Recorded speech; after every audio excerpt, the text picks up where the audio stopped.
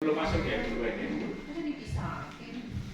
Oh, kalau gitu di sini aja biar sama Mika ya. Oh, Mike atau Mika? Mika ya. Mika. Jadi datang Bu malam ini. Jadi dia diganti ya. Tuh ada yang gantiin etnik ya. Hale. Ada hafal ya.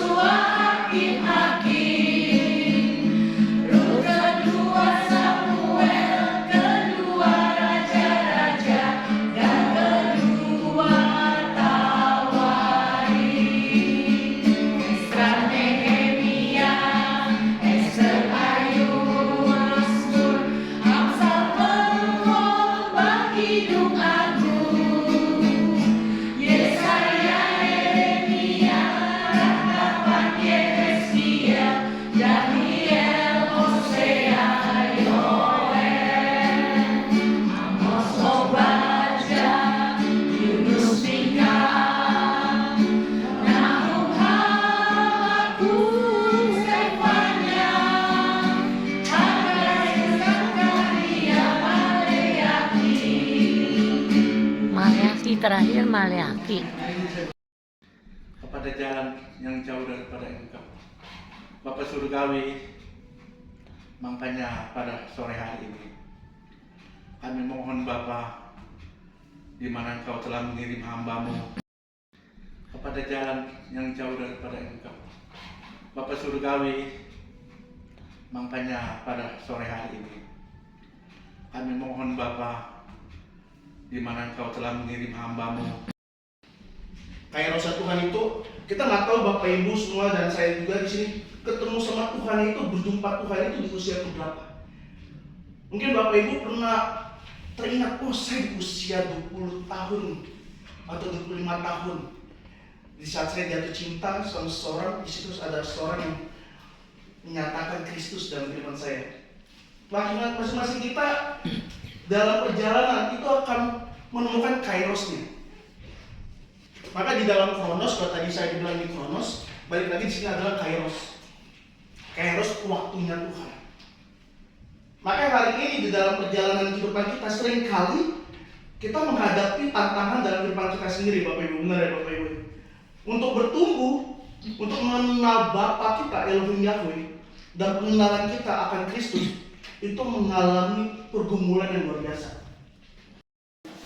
Firman Tuhan itu nggak bilang usia, tapi seorang yang sudah mengikuti Kristus, mengikuti kebenaran, mengetahui Bapa kita Elohim Yahweh, kita harus menjalani kehidupan itu bersama dengan Tuhan. Masalahnya seringkali kita nggak memakai kehidupan kita benar-benar untuk bersama dengan Tuhan. Karena kita harus menyadari Bapak Ibu, kita semua di sini kita punya musuh satu, yaitu iblis. Musuh kita tuh bukan tetangga kita. Musuh kita tuh bukan saudara kita. Musuh kita bukan orang lain, tapi musuh Bapak Ibu dan saya adalah iblis. Dia akan berusaha yang namanya Erik itu keluar dari kairosnya Tuhan. Bagaimana untuk Bapak Ibu juga sama, dicobain untuk keluar dari waktunya Tuhan. Perjalanan kita bersama dengan Allah. Itu yang memiliki tujuan iblis untuk Bapak Ibu dan saya. Makanya kalau di dalam kehidupan ini kita nggak menyadari bahwa Tuhan itu lebih dari segalanya, itu yang menjadi masalah.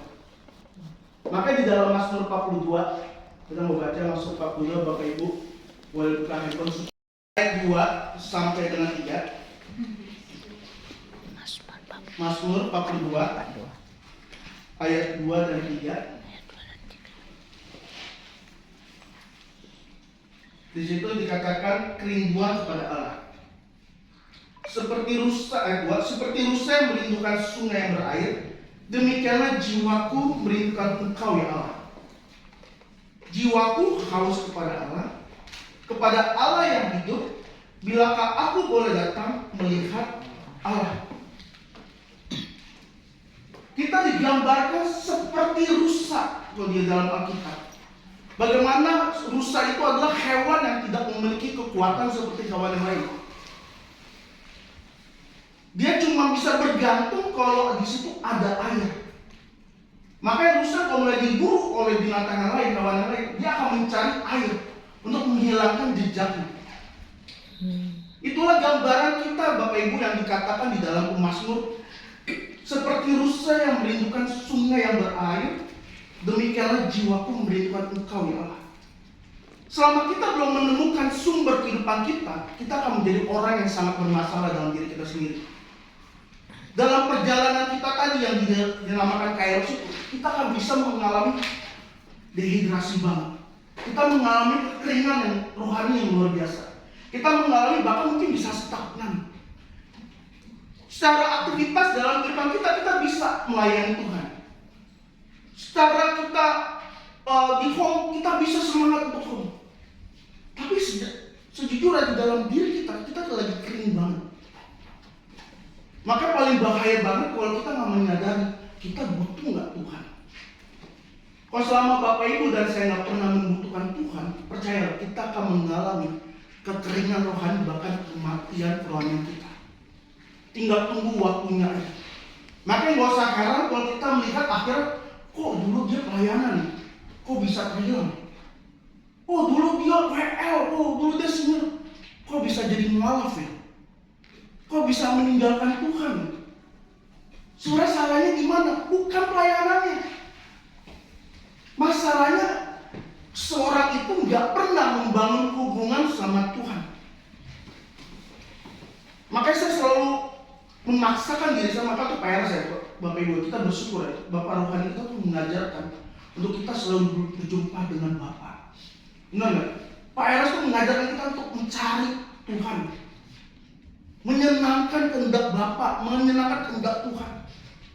Saya sampai memikirkan, Tuhan, menyenangkan Tuhan itu gimana ya? Mengikuti kehendak Bapak tuh gimana? Kita mungkin Bapak Ibu masih berpikir juga kan, menyenangkan Tuhan gimana ya? Menyenangkan Tuhan tuh, waduh, benar-benar perasaan hati kita tuh taruh semua sama Tuhan. Kita selalu memikirkan siang dan malam sama Tuhan terus. Kronosnya kita kan nggak selamanya kita ketemu orang yang sepaham, seiman, yang satu perjuangan dalam kebenaran, benar nggak Bapak Ibu? Kita lagi benar-benar nggak sungguh-sungguh, nggak ikut SK, udah ikut 2 malam, pokoknya besok pagi ada aja yang ganggu kita. Tiba-tiba sama tetangga, ya kan? Kita bisa emosi, sama saudara belum lagi bisa berubah hati kita. Perasaan rohani kita bisa berubah dengan perasaan situasi kita, Bapak Ibu. Sering banget kan dalam perasaan kita nih, lagi semangat mengiring Tuhan. Pernah ya Bapak Ibu yang merasakan nih, kalau habis pulang dari SK, pulang dari 2 malam, ya nggak? Kita kayak dapat suntikan rohani banget. Tapi di saat perjalanan kehidupan kita disuguhkan hal yang real. Kita mau menghidupi atau cuma menikmati? Kalau menghidupi, waduh, Pak Bu, pengajaran Eras itu di luar logika manusia. Benar dong? Setuju Bapak Ibu? Pak Eras kalau dibilang katakan diam. Itu nggak gampang kata diam. Tiap hari kita bisa dipancing emosi kita, ya kan? Tiap hari kita bisa berubah kok. Tiap hari kita bisa, jangankan jauh-jauh deh. Bapak Ibu kita sama-sama di home, bisa saling senggolan. Setuju nggak Bapak Ibu? Bisa sensitif satu sama lain. Tuh ibu itu tuh, kalau doa sok deket sama Tuhan. Bukan di sini. Maksud saya komen lain nggak? Di sini nggak? Di sini mah kompak banget untuk sekali buat. Keluarganya luar biasa banget. Ya kan? Ini kalau ada acara Natal paling kompak di sini. Seragamnya, ya kan? Kemudian kalau saya ingat Natalnya di sini ada topi Santa Claus. Ya Bapak Ibu ya, tuh saya ingat. Ya kan? Terus kali itu kompak. Makanya kalau ada yang kayak gitu nggak bukan di sini. Sini mah menjaga mulutnya. Di sini mah kalau ada yang dikit, langsung ditarik. Kamu jangan sini. Kita kan di home, jadi bercanda-bercanda dikit Bapak Ibu. Iya, karena nggak gampang untuk kita memposisikan diri kita terhadap orang lain itu nggak gampang. Jumat Rehoboth, saya pernah kemarin 2 minggu lalu sama istri saya. Saya pulang, saya harus jemput istri saya naik motor. Pas pulang tiba-tiba ada mobil, langsung saya kenceng. Terus saya bilang, ya ini kenapa? Ini sayang ya, bukan peyang ya Bapak Ibu. Terus bilang, peyang ini kondisinya peyang-peyang gitu. Ya. Apa suruh, yang ini kenapa nih? Orang, udah gini aja. Istri saya langsung ingetin, yang tahan emosi takutnya Jumat Rehoboth. Saya langsung, ajakku dia,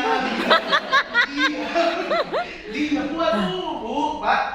Rasanya, dia tungguin saya. Saya bilang, kenapa? Udah kita diem aja, kita diem. Dia belakang mobilnya dia. Dia udah buka jendela, udah emosi. Set, pas lampu merah. Wah, mau kan saya harus lewatin itu mobil kan. Pas lewat, saya langsung nengok dia. Dia nengok saya nggak ngapa-ngapain. Dia langsung maki-maki saya. Saya bilang, kenapa tuh yang nggak tahu? Anggap aja, itu Jumat Rehoboth kita nggak tahu apa-apa. Ya soalnya kemarin ngeri kan nggak dapet tuh Jumat atau kita emosi viral. Totes sampai semua, Pak Erik orang home marah-marah. Bu, selesai itu Bu. Iya, aduh. Tuh benar sekarang mah gampang Bu orang viral. Bukan kita yang viral, orang lain yang viralin. Emosi langsung Bu tuh, Pak Erik yang hitam-hitam ini orang selesai udah. Makanya tuh untuk kita, dari kita untuk mencari sumber yang benar itu mempertahankan semuanya. Air kehidupan itu adalah Allah sendiri. Makanya di saat Bapak Ibu dan saya mengalami kekeringan, itu sebenarnya udah ada tanda. Kita aja kalau misalnya ada dehidrasi, udah haus, pasti kita akan cari air, betul. Pasti otomatis tubuh kita akan mencari sumber itu sendiri. Kita akan cari airnya itu di mana ya? Sama juga dengan roh di dalam diri kita, kerohanian kita. Sebenarnya kita udah ada tanda. Dan dalam kronologi kita ada kairos Tuhan yang akan meletup. Rick, udah mulai kering nih. Rick, udah mulai jauh. Saya tuh bersyukur ya Bapak Ibu. Saya tuh punya alarm istri saya sendiri. Kalau saya nggak doa diteriakin, Rick doa, jangan doa. Karena apapun kita nggak doa, bahaya. Bapak Ibu dan saya tuh akan menghadapi kehidupan sehari itu nggak tahu akan terjadi apa. Sama seperti tadi saya gambarkan ketemu orang di jalan di mobil. Itu baru di jalan, belum lagi di kantor, belum lagi di keluarga. Kita sama keluarga aja bisa ribut. Jangan kan nggak usah sama ipar semua, sama adik kakak aja bisa berantem. Harga dan kehidupan kita. Itu nggak mudah Bapak Ibu. Makanya kita tiap hari itu cuma mencari kehendak Tuhan, mencari Bapa. Paksakan diri kita untuk bangun di pagi hari berdoa menyembah Tuhan. Dan sampai kita doa pagi, wah nggak ada virus, nggak usah doa lah. Doanya ntar aja direkap 1 bulan sekali. Mau ada virus atau nggak ada virus, karena kita tahu kita butuh. Bukan Allah yang butuh kita, tapi kita butuh Allah. Kita butuh Elohim Yahweh. Kenapa? Untuk kita menjalani kehidupan kita sampai dengan waktunya Tuhan sampai berakhir. Sampai kita pulang ke rumah Bapa, kita udah berkenan. Kita pulang ke rumah Bapa, kita benar-benar mengasihi Dia dengan segenap hati, dengan segenap akal budi kita.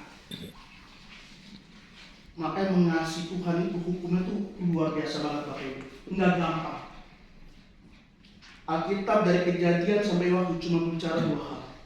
Kasihilah Tuhan Allahmu dengan segenap hatimu dan dengan segenap akal budi dan jiwa. Ini gak gampang. Kenapa saya bilang gak gampang? Karena kalau misalnya mengasihi sama, itu gak pernah dibilang dengan segenap akal budi. Saya gak mungkin bilang sama istri saya I love you dengan segenap hati, dengan segenap akal budi. Gak mungkin. Istri saya akan bilang, lu gila Adik. Masa mengasihi aku harus pakai segenap akal budi? Nah, aku gak kelihatan. Ya kan gak mungkin kan? Tapi sama kita untuk mengasihi Tuhan, itu harus dengan segenap hati, segenap jiwa dan segenap akal budi. Kenapa? Karena Allah itu Allah yang tidak kelihatan. Di luar logika kita, makanya Tuhan menaruh segenap akal budi, pemikiran kita. Iya.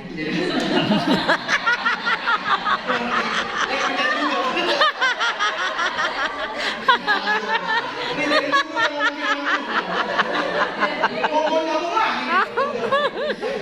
Maaf ya Bapak Ibu, tangan bisa ya.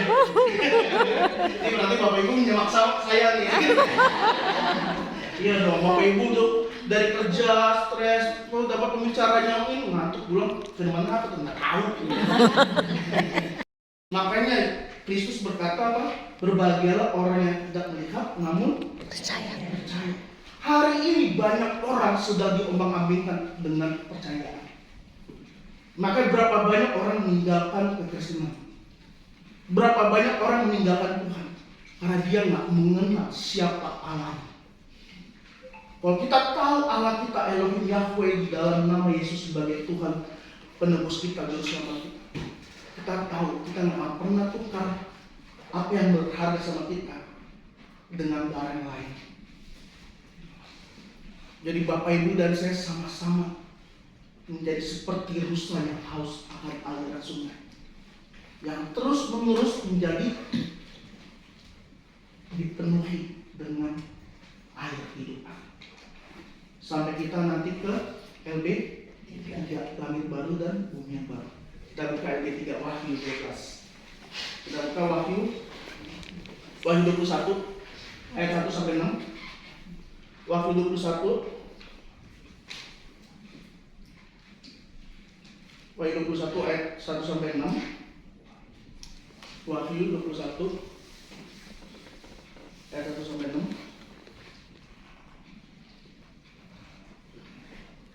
Sudah dapat Bapak Ibu? Ya. Wahyu 21 ayat 1 sampai 6. Kita baca sama-sama ya, dari perikop judul ya. 1, 2, 3. Langit yang baru dan bumi yang baru. Lalu aku melihat langit yang baru dan bumi yang baru. Sebab langit yang pertama dan bumi yang pertama telah berlalu, dan laut pun tidak ada lagi. Dan aku melihat kota yang kudus, Yerusalem yang baru, turun dari surga dari Allah, yang berhias bagaikan pengantin perempuan yang berdandan untuk suaminya.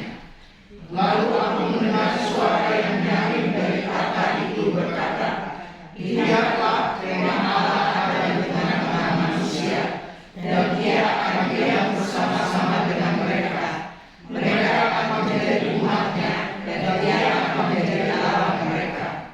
Dan Dia akan menghapus segala air mata dari mata mereka, dan maut tidak akan ada lagi. Tidak akan ada lagi perkabungan atau rapatan. Mengalami kekeringan rohani. Untuk Bapak Ibu dan saya tidak menjadi orang yang stagnan dalam kekristenan.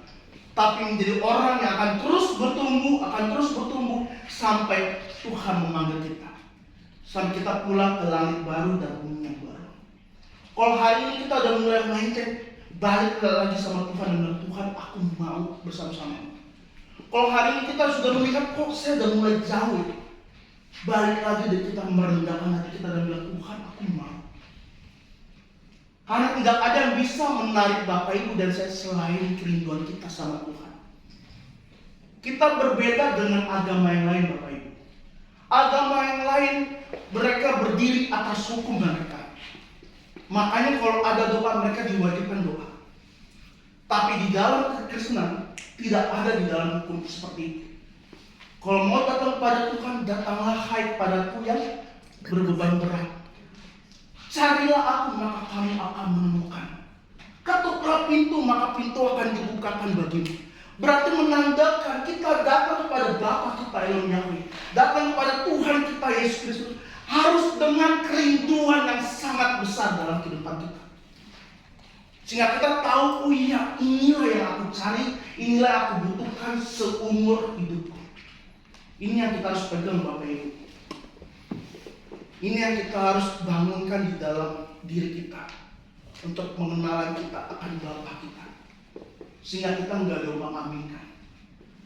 Sehingga kita tahu hanya ada satu keselamatan, yaitu di dalam Kristus. Dia di kayu salib, dia bilang apa? It is finished. Sudah selesai. Menandakan Bapak Ibu dan saya sudah diselamatkan. Dan dialah air kehidupan untuk Bapak Ibu dan saya. Kalau hari ini kita sudah mulai goncang balik lagi sama Tuhan, Tuhan aku mau pegang tangan hidupku sampai akhir. Sekalipun banyak orang yang setia, biar aku tetap setia. Sekalipun aku mulai bimbang, orang lain banyak bimbang, tapi aku tetap teguh. Itu yang kita harus bangkitkan dalam hidup kita. Home ini ada untuk Bapak Ibu dan saya untuk kita berjuang sama-sama. Home ini bukan diadakan untuk kita saling hebat satu sama lain, enggak. Home ini adalah rumah kita. Home ini adalah untuk kita bisa menerima banyak orang. Kita harus menerima orang lain dengan kasih Kristus. Dan sampai karena home banyak orang jadi batu sandungan. Itu yang paling mengerikan. Tapi jadilah home ini menjadi rumah Bapak Ibu sampai kita pulang nanti. Dan kita menjadi hambanya setia. Dan Tuhan menyambut kita dengan sukacita. Jangan sampai kita pulang, Bapak bilang, aku tidak mengenal engkau, hai kamu yang berbuat jahat. Jadi Bapak Ibu dan saya sama-sama kita berjuang sampai mata menutup. Sampai menutup mata. Aduh, udah banget ya. Sampai nanti surga. Ku tetap tinggal Nangis banget. di hadiratmu.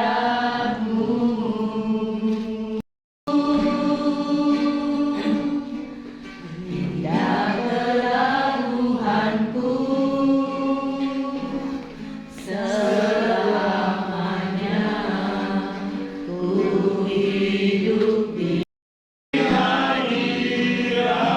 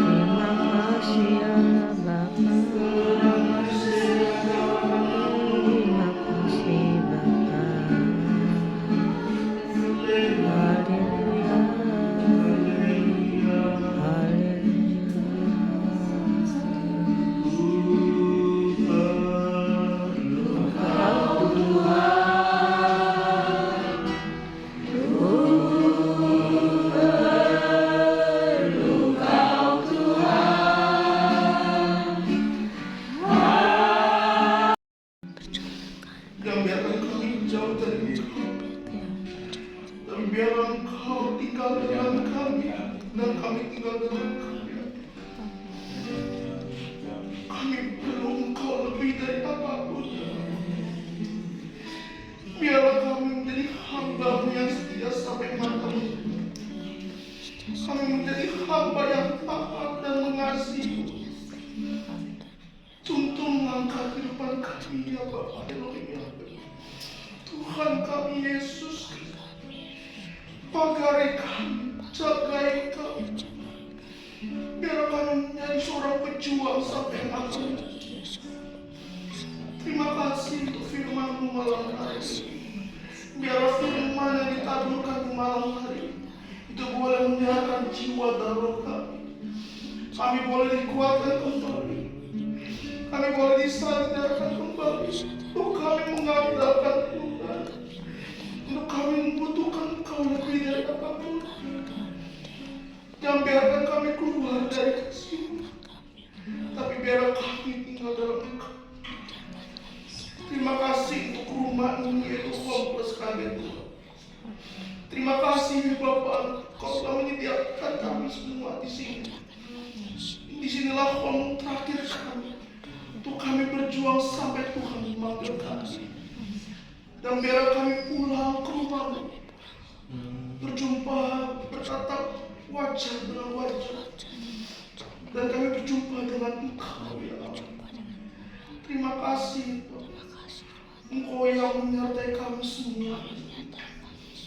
Tuntun kami, pimpin kami, dan biar kami boleh menjaga hidup kami. Hidup yang terus kekal di hadapan-Mu. Hidup yang terus mengasihi-Mu. Terima kasih Tuhan. Malam hari ini Engkau yang mengenal pribadi kami lebih dari siapapun. Dan biarlah malam hari ini kami boleh berjumpa dengan Engkau. Bukan hanya sebagai fantasi di dalam pikiran kami, tapi Engkau menjadi Allah yang hidup di dalam kehidupan kami. Engkau Allah yang nyata di dalam kehidupan kami. Dan Kaulah sumber air kehidupan kami. Dan Kaulah segalanya dalam kehidupan kami. Terima kasih untuk firman-Mu malam hari ini. Biar firman-Mu boleh berakar, bertumbuh dan berbuah dalam kami. Dan kami boleh melangkah dalam kehidupan kami menjadi hamba-Mu. Terima kasih Bapak. Dan biarlah Engkau yang memakai Home Plus KG menjadi alat untuk kami saling mengasihi, saling memperhatikan satu sama lain, saling berjuang dalam iman kami. Terima kasih Bapak. Di dalam nama Tuhan Yesus Kristus. Amin. Terima kasih Bapak Ibu. Apa saya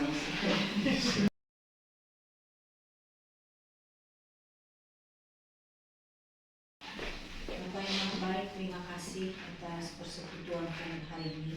Terima kasih atas Pak Erik yang menyampaikan firman yang jelas, singkat, dan mengena bagi kami. Ajarin kami Tuhan, tidak pernah berkeinginan untuk menjauhkan diri daripada-Mu, sebab Kaulah sumber segala-galanya buat kami. Terima kasih ya Bapak. Bapak, pada malam ini kami ingin berdoa untuk teman-teman kami yang sakit.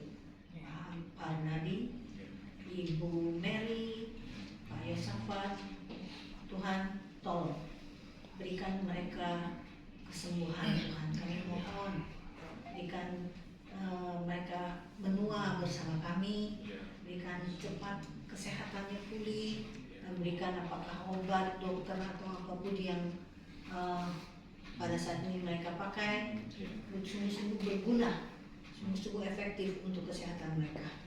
Tolong Tuhan sembuhkan mereka. Juga pada Yulia, berikan kekuatan dalam mengurus tantenya Tuhan. Hikmat, marifat, semua hal yang diperlukan untuk mengurus keluarga lain sebenarnya.